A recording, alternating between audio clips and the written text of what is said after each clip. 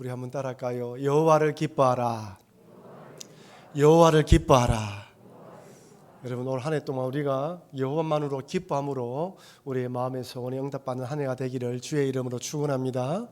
저는 12월 31일 송구의 영신 예배 때 어떻게 하나님을 기뻐할 것인가, 여호와를 기뻐할 것인가에 대해서 말씀을 전했습니다. 그리고 지난주에는 또 예배가 무엇인가, 우리가 어떤 마음으로 예배를 드려야 될 것인가, 이런 마음으로 예배 드리자라고 하면서 가인과 아벨, 그 다음에 향유를 부은 여인에 대해서 말씀을 드렸습니다. 예배에 성공할 때 우리 인생이 성공하는 것입니다. 예배에 실패하면 모든 게 다 무너지는 거예요. 그래서 예배에 성공하는 자가 되자고 말씀드렸습니다. 한번 따라할까요? 하나님께 예배하는 자입니다. 여러분, 정체성입니다. 올 한 해를 시작하면서 참 세상은 어디로 가야 할지 경제적으로, 정치적으로, 세계 정세적으로 방향을 잡지 못하고 있습니다. 지금 여러분, 1월 달에 이렇게 더운 날이 있었습니까? 히터 다 껐어요. 덥지요? 또 한파가 또 몰려온다고 합니다. 저 앞으로 어떤 일이 벌어질지 아무도 모릅니다. 이런 세상 가운데 우리가 넋을 놓고 내가 가야 할 길이 어딘지 모른다면 우리는 거센 세상 물속에 떠내려갈 수밖에 없습니다. 제일 중요한 정체성이 무엇입니까? 다시 한번 따라할까요? 하나님께 예배하는 자입니다. 하나님께 예배하는 자입니다. 여러분, 우리들이 이렇게 모여서 함께 하나님께 예배를 드리지만 여기에는 참으로 다양한 분들이 계십니다. 성별이 달라요. 나이가 다릅니다. 살아온 환경도 다릅니다. 고향도 달라요.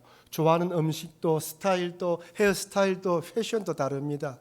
취향이 다 다른 분들이 부산 북교회 안에서 모여서 예배를 드리고 있습니다.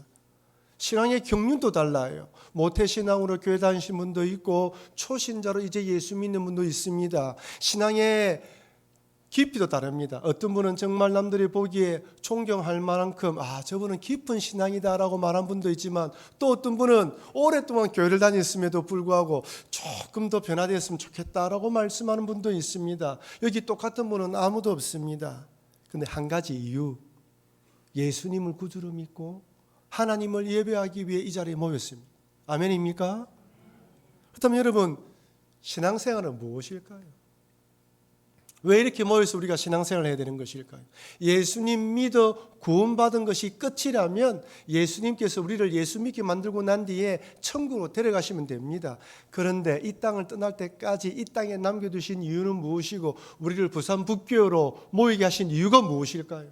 이렇게 다르고 이렇게 생각이 다른 우리들이 예수님을 구주로 믿어 이 부산 북교회로 모이게 하신 이유가 무엇일까요? 6월달부터 소그룹 모임, 목자 모임이 시작되겠지만은 때로는 나와 맞지 않는 사람들 같이 해야 될 때도 있습니다. 목사님은 또 3월달 되면 상반기 양육 과정을 설명하면서 또 공부하라고 배우라고 이야기하겠지. 전 여러분들에게 또 때로는 덜덜덜 볶습니다. 여러분, 공동체 성경 읽었습니까? 말씀 읽고 있지요? 기도하고 있습니까? 새벽 기도하십시오. 수요 기도에 있어서 마음껏 기도하십시오. 개인 금요 기도 시간에 오셔서 말씀을 읽고 기도하십시오. 여러분, 주일날은 예배하는 시간입니다. 하나님을 찬미하십시오. 목사가 왜 이렇게 들들 볶을까요? 여러분이 있어야 할 자리에 있도록 하기 위함입니다. 우리는 하나님 믿는 사람입니다. 우리가 예배하는 일에 실패하게 되고 하나님께 경배하는 일에 실패하게 되면 끝나는 것이죠. 오늘 본문을 보면 사도 바울이 각 사람을 그리스도 안에서 완전한 자로 세우기 위해 고난을 감당했다고 고백합니다. 어떤 분들에게 교회 왜 오십니까? 물으면 복 받기 위해 교회 오신다고 해요. 틀린 말이 아닙니다. 교회에서 말하는 복과 그들이 추구하는, 세상 사람들이 추구하는 복이 일치할 수도 있고 다를 수도 있어요. 복 받기 위해 교회 온다고 하는데 오늘 본문에 보면 사도 바울은 그리스도의 남은 고난을 내 육체에 채운다고 이야기를 합니다. 와, 이거 교회 오면 또 다른 고난이 있는가 보다. 골로새서 1장 24절 말씀 우리 같이 한번 읽어보겠습니다. 나는 이제 너희를 위하여 받는 괴로움을 기뻐하고 그리스도의 남은 고난을 그의 몸된 교회를 위하여 내 육체에 채우노라. 채운다고 했습니다. 사도 바울은 그리스도의 남은 고난을 몸된 교회를 위하여 채운다. 참 이해하기 힘든 구절입니다. 그리스도의 남은 고난이 무엇일까요? 그러면 예수님께서 십자가 대속으로 이루신 구속의 역사가 뭔가 부족하다는 말입니까? 또 뭔가 다른 게 있다는 말입니까? 그런 말이 아닙니다. 예수님께서 십자가에 달려 돌아가시고 사흘 만에 부활 승천하심으로 모든 구원사역이 완성되었습니다.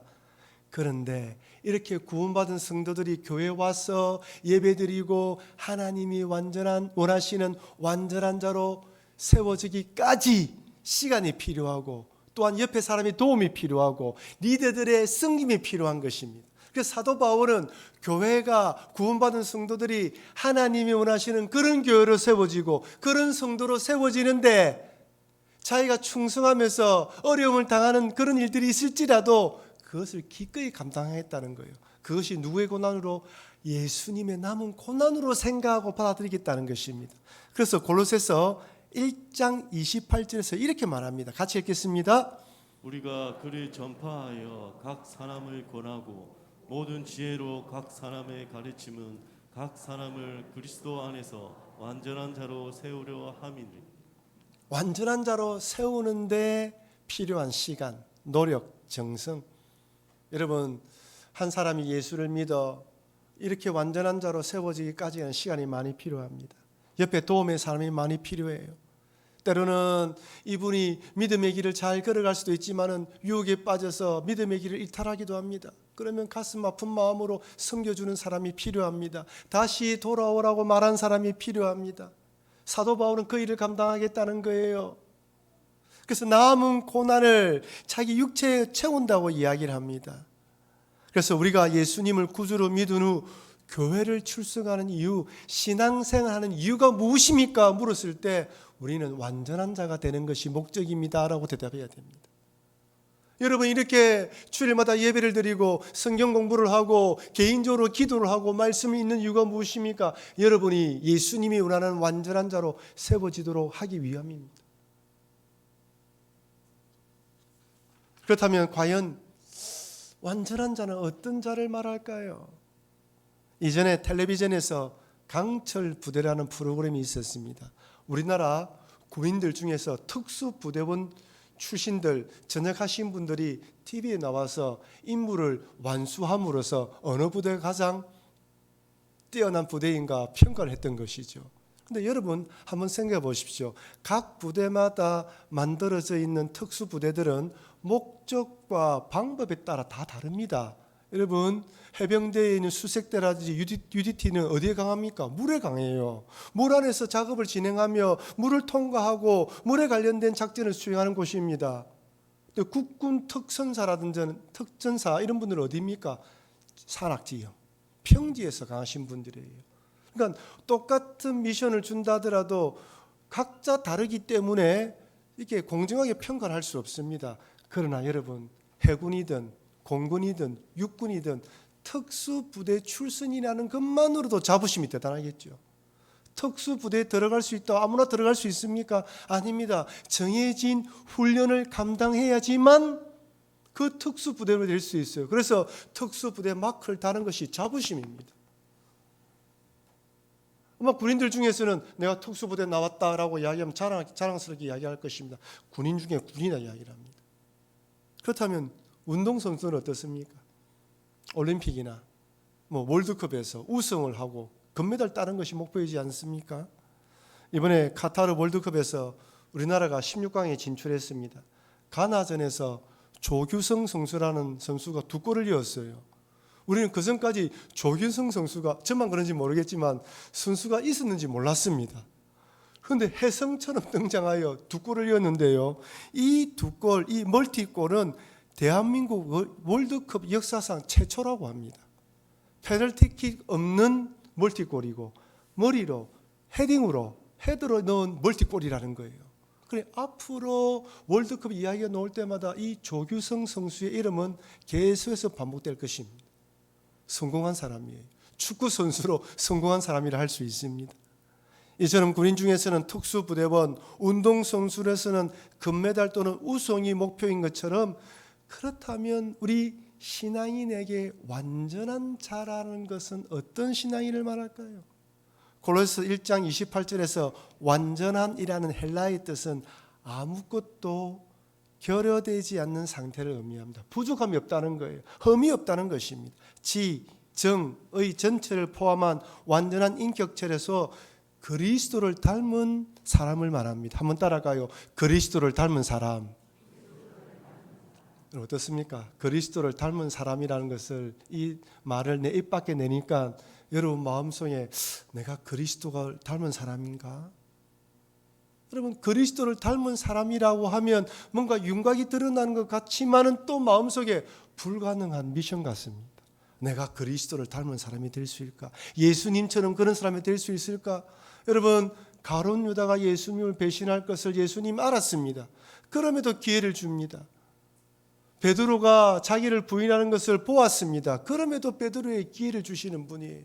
과연 우리는 그런 성숙한 신앙인이 될 수 있을까? 그리스도를 닮은 사람이라고 하면 뭔가 그림은 그려졌는데 와, 내가 될 수 있을까? 여러분 혹시 여러분 주변에 그리스도를 닮은 완전한 자 하면 떠오르는 신앙인이 있습니까? 아마 이 완전한이라는 형용사 앞에서 그 어떤 신앙인도 고개를 들 수 없을 거예요. 모두 다 고개를 숙이며 저는 부족합니다라고 말할 것입니다. 제자 훈련을 도입하셨던 오카나 목사님께서 모든 성도를, 모든 평신도들을 제자와 삼겠다라는 목표를 가지고 제자 훈련을 시켰습니다. 그리고 오늘 본문처럼 완전한 자로 세워야 한다는 도전으로 이 완전한 자를 세우겠다라고 결단하신 것이죠. 그런데 과연 이 완전한 자가 어떤 신앙인인지 한눈에 한마디로 묘사할 수가 없더랍니다. 완전한 자가 있을 것인데 볼 수가 없잖아요. 목사님께서 미국의 한 신학교에서 제자 훈련에 관한 특강을 했는데 한 학생이 손을 들고 질문하더랍니다. 목사님께서 세우기 원하는 그 완전한 사람이, 완전한 자가 도대체 구체적으로 어떤 자입니까? 그때 목사님이 머릿속에 이런 생각이 되면서 이런 식으로 대답을 했다고 합니다. 이 땅에 사는 동안 완전한 자가 될 수 없지만 하나님께서 어떤 신앙인이 되기를 원하는지는 알고 있습니다. 그렇죠? 우리는 하나님께서 우리가 어떤 신앙인이 되기를 원하는지를 알고 있죠? 우리는 하나님께서 원하시는 그 신앙인이 되기를 목표로 삼고 쫓아갈 뿐입니다. 좀 추상적이지만 그 완전한 자가 어떤 자인가, 주님이 원하시는 자가 어떤 자인가를 안다는 거예요. 그 목표를 향하여 쫓아가는 것입니다 라고 대답했습니다. 여러분, 이 땅에 태어난 자녀 중에 100% 부모가 원하는 모범적인 자녀가 되는 자녀가 몇 명이나 있겠습니까? 부모님의 높은 기대와 욕심을 100% 충족시켜줄 그런 완전한 자녀는 존재하지 않습니다. 근데 우리 부모 어떤 마음입니까? 그 자녀가 부모의 마음을 알고 그 부모의 마음을 기쁘시게 해드리기 위해서 열심히 몸부림치는 모습을 볼 때 좀 부족해도 기쁨이 넘치지 않습니까? 그래, 열심히 하고 있구나. 내 자녀다. 동일하다는 것이. 우리가 주님이 원하시는 완전한 자로 살아가기 위해서 몸부림치고 그 목표를 향하여 달려가려고 할 때 그런 모습을 바라보고 우리 주님이 기뻐하시는 것입니다. 뭔가 구체적이지 않다 하더라도 그 목표를 향해 달려가는 모습, 그것을 기뻐하신다는 것이죠. 물론 내 힘으로 될 수 없고 내 능력으로 되지 않기에 늘 성령으로 의지하며 기도해야 됩니다. 주여, 나는 부족합니다. 나는 연약합니다. 도와주십시오라고 기도하는 것이죠. 저는 이 구절의 말씀을 깊이 묵상하는 가운데 우리 교회의 비전이라 할 수 있는 사도행전 2장 47절 말씀이 떠올랐습니다. 그래, 완전한 자는 사도행전 2장 40절에 이 사람을 말하는 거야. 이런 성도가 되기를 원하는 거야. 여러분, 사도행전 2장 40절 말씀을 같이 읽겠습니다. 하나님을 찬미하며 또 온 백성에게 진송을 받으니 주께서 구원받는 사람을 날마다 더하게 하시니라. 아멘입니다. 예루살렘 교회에 성령의 충만함이 임하고 능력이 임하자 이들이 서로 섬기며 하나님을 찬미합니다. 여러분, 이렇게 하는 사람이 하나님이 원하시는 완전한 사람 아니겠습니까? 그래서 첫째로 한번 따라합시다. 하나님을 찬미하는 성도, 하나님을 예배하는 성도. 저는 완전한 자가 누구인가? 하나님 예배하는 자라고 생각합니다. 어떠한 상황과 환경과 여건 가운데서도 하나님은 나의 하나님이라는 고백으로 주를 바라보는 자. 주변 환경과 여건을 바라보고 상황을 바라보면 도저히 하나님을 예배할 수 없습니다.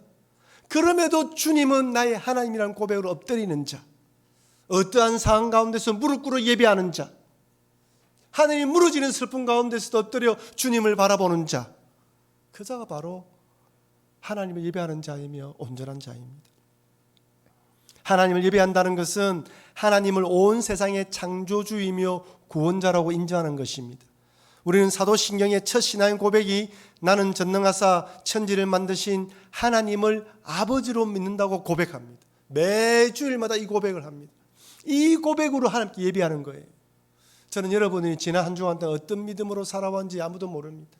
얼마나 죽은 힘든 일을 경험했는지, 어렵고 고난 가운데 가슴이 아파하며 절망적인 상황을 느끼며 하나님이 과연 살아계시는가, 그런 갈등을 가지고 몸부림치는지는 저는 알지 못합니다. 그러니까 여러분이 이 자리에 앉아서 사도신경을 암송하면서 나는 전능하사 천지를 만드신 하나님을 아버지로 믿는다고 고백하는 순간 여러분 예배자로서 성공한 것입니다. 하나님은 상한 심령, 힘든 심령 가운데서도 주님께 엎드리는 자의 예배를 받아주십니다.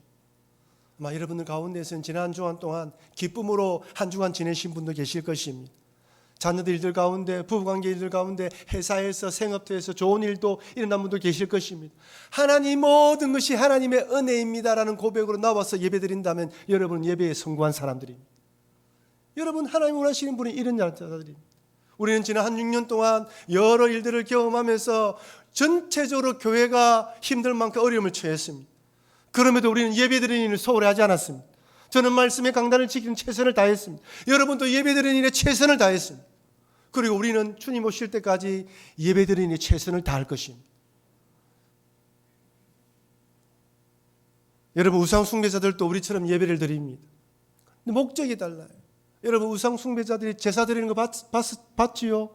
정성스럽게 예물을 준비하고 많은 돈을 얹고 그 본인도 3일 동안이든지 모욕 정제를 하고 부정타지 않게 합니다. 얼마나 정성스럽게 제사를 드리고 절을 하는지 몰라요. 그들의 목적이 무엇입니까? 단 한 가지입니다. 내 소원이 응답받는 것입니다. 그들의 목적은 내 소원이 응답받아 내 원하는 목적이 이루어지는 것입니다. 그것이 이루어지지 않으면 언제든지 갈아치워요. 여기가 아니면 다른 곳으로 옮겨갑니다. 또 다른 신을 찾아갑니다. 우리는 다릅니다. 비록 하나님이 내가 생각하는 하나님처럼 역사하지 않는다더라도 그 하나님은 나의 하나님입니다라는 고백으로 엎드리는 것이 바로 하나님을 찬미하는 신앙입니다. 욥을 한번 보십시오. 욥은 우리가 당할 수 있는 모든 고난을 당했을 뿐만 아니라 이해할 수 없는 이런 어려움을 당했습니다. 욥의 고난의 특징이 무엇입니까? 종이 와서 아직 말하는 동안에 또 다른 종이 와서 고난의 소식을 전합니다. 연속으로 일어났습니다. 어느 날 종이 찾아와서 얼굴이 새파랗게 질려서 쫓아옵니다. 주인님, 하늘에서 불이 내려와서 들판에 양들과 종들을 다 불살라 버렸습니다. 여러분 하늘에 벼락이 떨어지든 불이 났다면 뭐라 생각합니까? 재수 없다 생각하지 않습니까? 누가 봐도 하나님 진노입니다. 뭐라고? 라고 이야기하는 도중에 또 다른 종이 찾아와서 이번에는 주인이시여 강도들이 습격해서 낙타들을 다 빼앗아 가버렸습니다. 이 이야기를 하고 있는데 또 다른 종이 찾아왔습니다. 얼굴이 새하얘졌습니다. 주인이시여 큰 바람이 불어서 아들들이 자녀들이 있는 천막을 내리쳐서 다 죽어버렸습니다. 재산 다 잃어버렸어요. 자녀 다 죽어버렸습니다. 여러분 어떻게 이런 일이 일어날 수 있단 말입니까? 그런 가운데 여러분 하나님을 예배할 수 있겠습니까? 욥의 아내가 그럼에도 신실하게 예배하는 욥에게 차라리 그런 하나님이면 저주하고 죽으라고 이야기를 합니다. 저는 욥의 아내를 충분히 이해할 수 있습니다. 욥의 아내는 가장 가까이서 욥이 어떻게 신앙생활을 지켜본 사람입니다. 욥은 자기 자식들 생일날에도 혹이나 자녀들이 교만할까 싶어서 제사를 드렸던 신실한 인물이에요. 그런 신실한 자에게 이런 저주를 내리시는 하나님이라면 믿을 필요가 없다는 것입니다. 제가 욥의 아내라도 욥에게 그렇게 말했을 것 같아요. 야, 그런 하나님이 이제 끝이야. 믿을 수가 없어. 근데 욥이 어떻게 예배를 드립니까? 욥기 1장 20절 21절입니다. 우리 같이 읽겠습니다. 욥이 일어나 겉옷을 찢고 머리털을 밀고 땅에 엎드려 예배하며 이르되 내가 모태에서 알몸으로 나왔사온즉 또한 알몸이 그리로 돌아가올지라. 주신 이도 여호와시오 거두신 이도 여호와시오니 여호와 이름이 찬송을 받으실지니이다. 아멘이죠. 하나님을 찬미하는 성도, 하나님을 찬미하는 교회, 제가 원하고 하나님 원하시는 모습은 이 모습입니다. 그럼에도 하나님의 뜻이 있음을 믿고 예배하라는 것이, 내 뜻이 내 뜻대로 일이 되지 않음에도 불구하고 그럼에도 합력하여 선을 이루실 하나님을 바라보며 엎드리는 것, 이것이 바로 하나님을 찬미하는 성도이며 주님이 원하시는 온전한 자입니다. 오늘 한 해 동안 여러분의 소원이 많을 것입니다. 새해를 시작하면서 여러분이 가지고 있는 기대가 많을 것입니다. 그 중에서도 여러분 하나님만을 예배하는 성도로 살아가시려 결단하시는 여러분과 제가 되길 주의 이름으로 축원합니다. 두 번째로 한번 따라할까요? 칭송받는 자가 됩시다. 여러분, 칭송은 영향력을 말합니다. 내 주변에 있는 자들에게 나를 통하여 칭송받는 걸 말하는 거죠. 어떤 칭송입니까? 사람 되었다는 것이 아닙니다. 저 사람 예수 믿는 사람이다. 저 사람 보니까 예수 믿는 것 같아. 영향력입니다. 신앙은 숨기려고 한다고 숨길 수가 없어요. 한 장로님이 업무상, 사업상 일 때문에 무당을 고객으로 만났다고 합니다. 한참 이야기하고 있는데 그 무당이 하는 말이 당신 장로죠? 감사한 일이죠. 왜 그랬을까요? 그리스도인은 숨기려고 해도 숨길 수가 없습니다. 그의 말과 그 다음에 그 단어 속에 나옵니다. 은혜, 감사 다 느껴져요. 딱 보면 압니다. 이 사람 그리스도인구나. 한눈에 이분이 장로님이라는 걸 알아챘다고 합니다. 민자든 어디서 무엇이든지 표가 나는 것이죠. 여러분, 특별히 우리는 세 가지 영역에 몸이 소속되어 있습니다. 한번 따라할까요? 가정, 교회, 생업터. 세 가지입니다. 우리의 영향력은 내 가정에서, 교회에서, 생업터로 점점 퍼져갑니다. 교회, 가정에서 남편으로, 아버지로서, 또한 같은 형제들, 형제 자매 가운데 배우자 관계 속에서 우리의 신앙은 다 드러납니다. 말은 하지 않아도 이 사람이 어떤 신앙인인지 어떤 마음인지 압니다. 때로는 용납하고 때로는 포기하고 때로는 하나님께 맡기며 달려갑니다. 집안에서도 보면 다 알 수가 있죠. 그래서 일꾼을 뽑을 때 가정을 잘 다스리는 자를 뽑으라고 이야기를 합니다. 기준 중에 1번입니다. 자기 가정을 돌보지 못하는 자가 어떻게 남의 교회 성도를 돌본단 말입니까? 가정이 제일 중요해요. 그 다음에 교회죠. 교회 일꾼이 돼. 서로 같이 신앙생활할 때 우리는 다 드러납니다. 같이 일하다 보면 그 사람의 성품이 어떤지 알게 됩니다. 신앙의 색깔이 어떤지 알게 됩니다. 성품과 기질을 알게 됩니다. 그러면서 우리는 보고 판단하게 됩니다. 이분이 어떤 성격을 가지고 어떤 기질을 가지고 합니다. 생업에서는 더 힘듭니다. 믿지 않는 분들과 함께 하지요. 참 본인을 보인다는 게 쉽지 않습니다. 자칫 잘못 보이면 아이들 표현으로 호구가 될 수 있습니다. 모든 일들 다 나한테 와서 거절도 하지 못하고 그럴 수가 있어요. 지혜롭게 하지 않으면 힘든 것이죠. 하지만 생업터에서도 사람들 보기에 칭송받는 사람이 되어야 됩니다. 가정과 직장과 생업터와 교회에서 우리는 칭송을 받아야 됩니다. 그러면 어떻게 이런 칭송을 받을 수 있을까요? 디도서에서는 이렇게 말합니다. 디도서 3장 2절입니다. 우리 같이 한번 읽어보겠습니다. 아무도 비방하지 말며 다투지 말며 강요하며 범사의 온유함은 모든 사람에게 나타낼 것을 기억하게 하라. 아멘이죠. 여러분, 아무도 비방하지 말고 다투지 말며 관용하며 범사의 온유함을 모든 사람에게 나타내면 칭찬 받겠습니까? 안 받겠습니까? 칭찬 받겠지요. 참 어렵습니다. 정말 어려워요. 여기 비방하다로 번역된 헬라어 뜻은 비난하다, 욕하다, 모욕하다, 중상하다는 뜻입니다. 초대교회나 지금이나 말이 중요하다는 것이죠. 남에 대해서 함부로 말하지 말라는 것입니다. 여러분 아시죠? 도둑놈이 경찰에 잡혀서 감옥에 갔다 왔습니다. 도둑님 됐어요. 그 사람들 앞에서 당신 도둑이지 이런 명예훼손입니다. 법에 잡혀가요. 제가 없는 말을 하는 게 아닙니다. 사기꾼에게 사람들 앞에서 당신 사기꾼이지 그래 이야기하면 안 된다고 합니다. 뭐 법이 좋든 나쁘든 떠나서 명예훼손이라고 명예훼손죄에 걸린다고 이야기를 합니다. 그러니 가짜뉴스, 근거 없는 사실, 확인되지 않는 사실을 유포하는 거, 없는 이야기를 지어내는 거 모든 거 비방에 해당합니다. 저는 청년 때 그리고 교육자 생활하면서 목사님들마다 말에 대해서 계속 이야기를 하셔요. 때만 되면 이야기를 하셔요. 저는 때로는 잔소리처럼 들렸습니다. 좀 설교 시간에 잔소리 하면 안 하면 안 좋겠나. 왜 했던 이야기 또 하고 또 하고 들었으면 되면 되는데 담임 목사 대본을 알겠어요. 쉽게 되지 않는 거예요.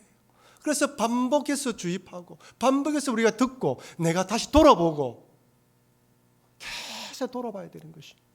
여러분 말 때문에 우리가 상처를 받고 말 때문에 얼마나 많이 관계가 틀려질지 몰라요. 나는 성격이 좋은 사람이야. 나는 뱉고 나면 괜찮아. 자기는 뱉고 나면 괜찮지요. 상대방이 갔으면 영원히 집어지지 않는 상처가 생겨요. 항상 말은 조심해야 되죠. 대부분의 분쟁이나 다툼의 원인이 말 때문입니다. 잠언 25장 11절에 이렇게 말씀합니다. 경우에 합당한 말은 아멘이죠. 아로새긴 은쟁반에 금사가니라 한 폭의 정물화를 보는 것 같습니다. 그림 언어로 딱 보여주셔요. 야, 네가 말하는 것들이 이런 모습이냐. 경우에 합당한 말, 주여 경우에 합당한 말을 하게 하여 주시옵소서. 내 입술에 파수꾼을 세워 주시옵소서. 하고 싶은 말 다 하고 살 수 없습니다.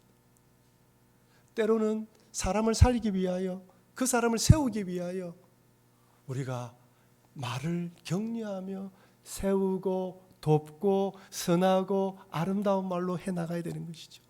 그러니까 관용하고 다투지 말고 관용하고 범사의 온유함으로 모든 사람에게 나타낼 것을 기억하라. 여러분 안 그렇습니까? 관용하고 온유함을 드러내는데 또한 용납해 주는데 여러분 용서하고 용납은 다르죠. 용서할 수 없을지라도 용납할 수 있습니다. 나와 다름을 인정하고 그럴 수 있겠다 생각하는 것이죠. 여러분 다른 사람입니다. 다를 수가 있어요. 그래 다를 수가 있다 인정해 주는 것이죠. 교만하고 거만함이 아니라 온유함으로 상대를 대할 수 있습니다. 이런 사람은 어디를 가든지 환영받습니다. 칭송받아요. 가만히 보니까요 함께 신앙생활하다 보면 더 사람이 몰리는 사람이 있고 점점 사람으로부터 멀어지는 사람이 있습니다. 말은 하지 않지만 바라보면 그래요. 무리로부터 떨어져 혼자 있는 사람이 있는 반면에 그 사람 몰리는 사람이 있습니다. 신앙은 영향력입니다. 그러니 이 세상은 어떻습니까? 재능과 실력보다 성품을 더 강조하는 세상이지 않습니까?